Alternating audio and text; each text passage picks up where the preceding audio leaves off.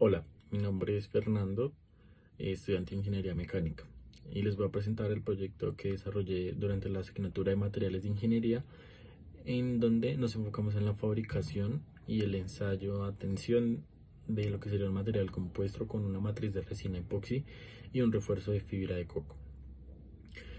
Listo, básicamente entonces se toma la decisión de realizar este material compuesto teniendo una variación en la composición del refuerzo, en la cantidad, en la concentración.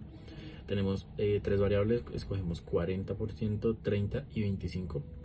Esto con el fin de poder analizar la influencia que tendría entonces la fracción volumétrica del refuerzo, en este caso las fibras del coco, y ver qué mejoras nos da en cuanto a la deformación, a la rigidez y la resistencia que tendría este nuevo material.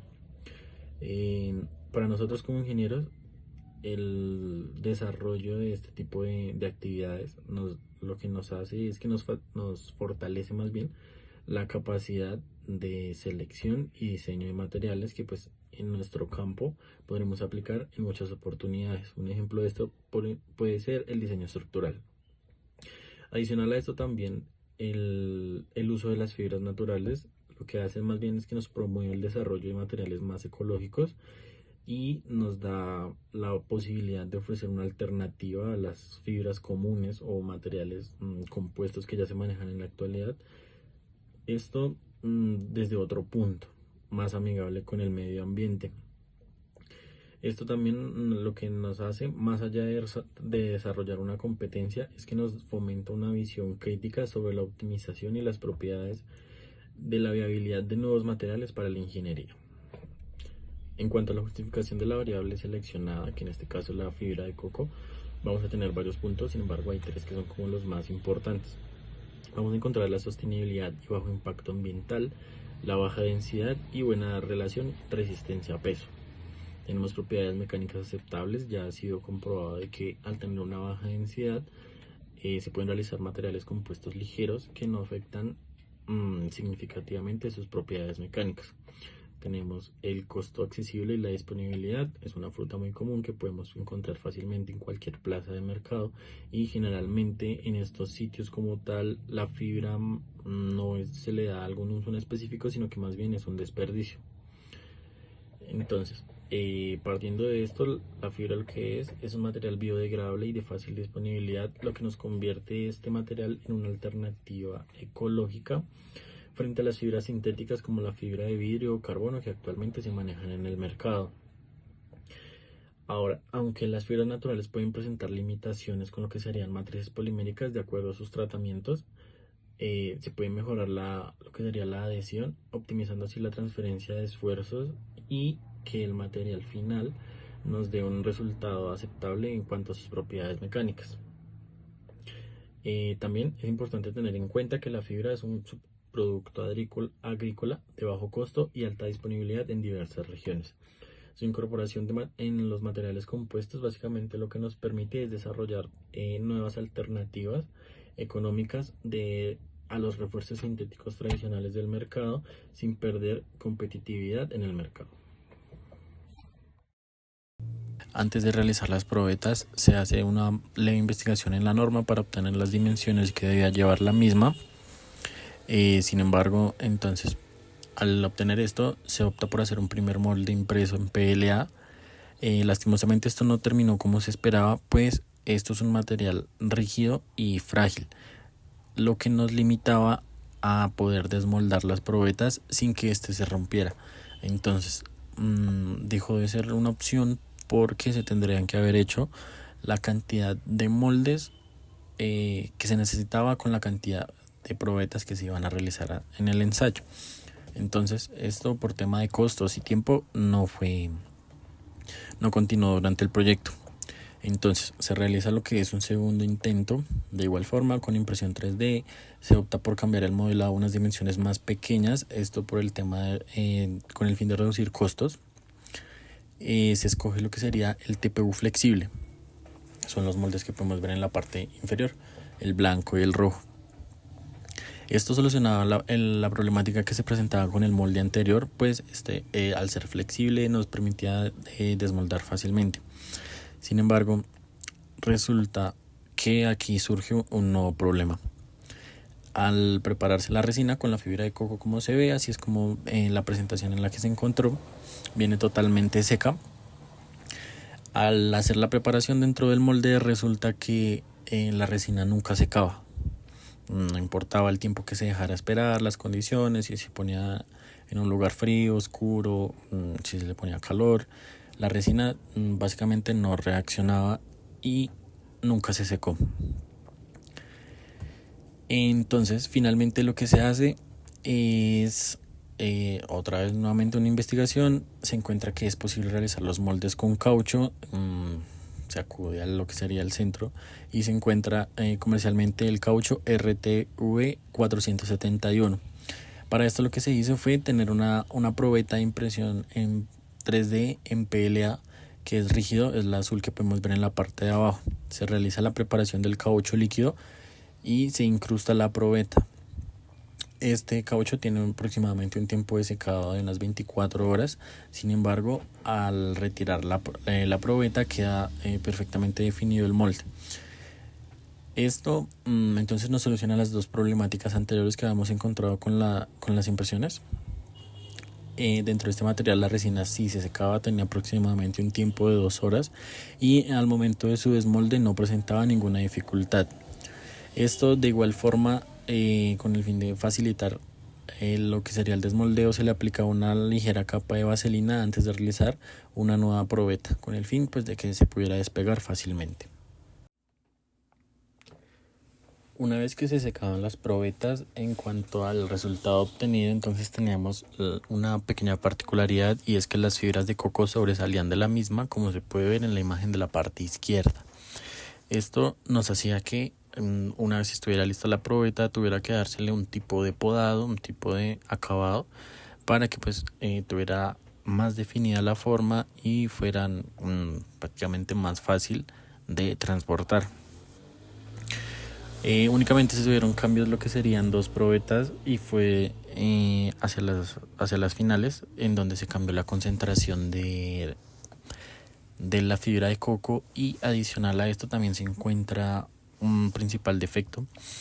La misma queda algo como flexible, no termina del todo rígida, y esto básicamente se le atribuye a lo que sería la preparación de la resina. Bien se sabe que vienen dos componentes A y B y se deben mezclar en partes iguales para obtener un resultado como se espera. Sin embargo, pues en este caso está presente lo que sería el error humano, por lo que obtenemos este resultado. Sin embargo, estos se llevan al ensayo con total normalidad. En las iniciales de preparación podemos partir entonces de que la fibra de coco utilizada se encontraba totalmente seca. Esto expresado directamente por el fabricante indicaba que se le hacía este tratamiento al producto antes de ser vendido. Para la resina epoxi prácticamente se adquieren los dos componentes, gemelo A, gemelo B, en donde nos dan la indicación de que se deben mezclar en partes iguales de cada uno de los frascos.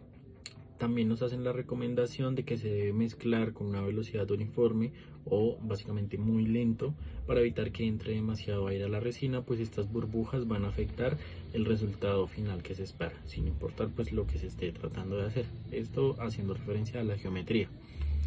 En el efecto de las condiciones de fabricación tenemos entonces que el proceso de mezclado no es tan sencillo como parece, no es solo coger, mezclar lentamente.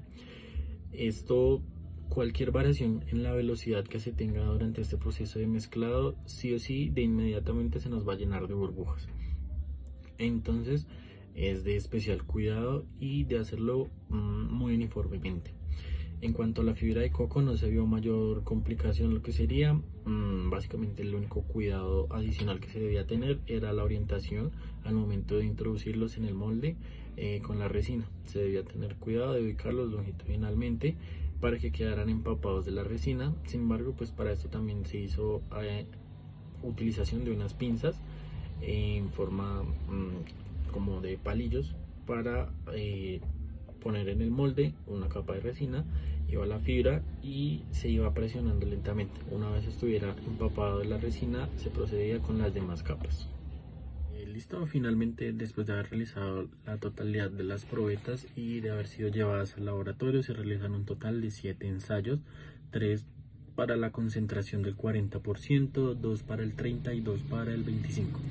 Como se esperaba, básicamente la probeta que mejor tiene resultados es la que tiene una concentración del 40% y adicional a esto es la que tenía la consistencia más rígida, lo cual se puede entender que es en donde se preparó correctamente la resina. Entonces podemos encontrarla subrayada en la tabla. Encontramos que la máxima fuerza que resistió fueron de 1319 newtons y el máximo esfuerzo soportado fueron de 16.91 megapascales. Partiendo de del mejor resultado es que se hace la comparación con los demás materiales. Se realiza una investigación con compañeros de semestres anteriores en donde realizan ensayos de probetas únicamente de resina, sin ningún tipo de refuerzo. En esto se puede encontrar que los resultados del esfuerzo obtenidos oscilan más o menos entre 45 y 65 megapascales. También se realiza una consulta, lo que sería en internet, en donde se pueden encontrar probetas de resina reforzadas con diferentes materiales, lo que sería el ejemplo de la fibra de vidrio. Esto nos da que con fibra de vidrio en el ensayo a tracción puede tener una resistencia entre 1500 y 3000 megapascales, lo cual es mucho mayor a lo que nos da nuestro experimento.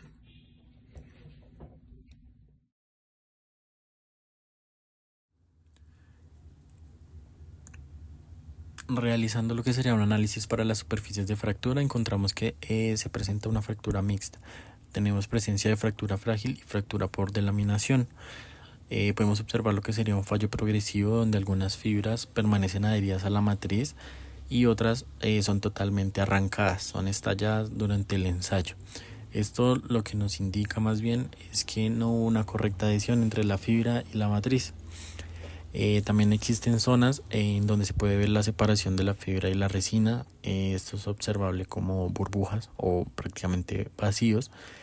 Y también nos da a entender de que la interfaz no fue completamente efectiva en la transferencia de esfuerzos porque el material no era completamente homogéneo. Y el desarrollo de este material compuesto, entonces partimos de que el material presenta una fractura combinada con indicios de fallo en la interfaz fibra matriz.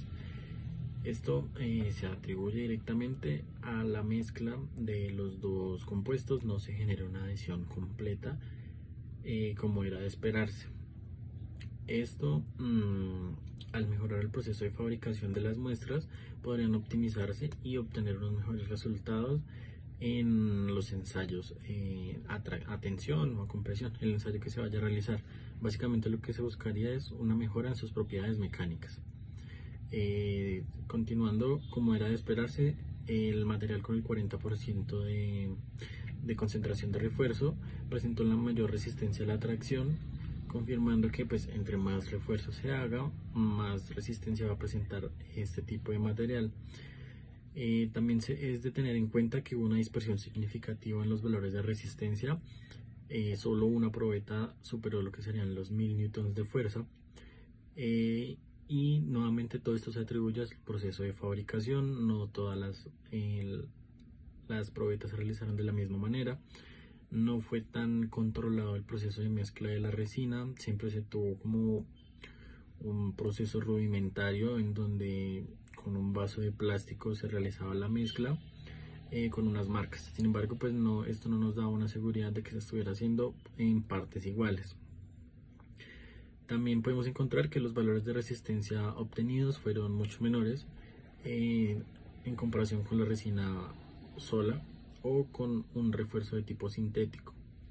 Dentro de los refuerzos naturales se encuentra que está en un valor promedio.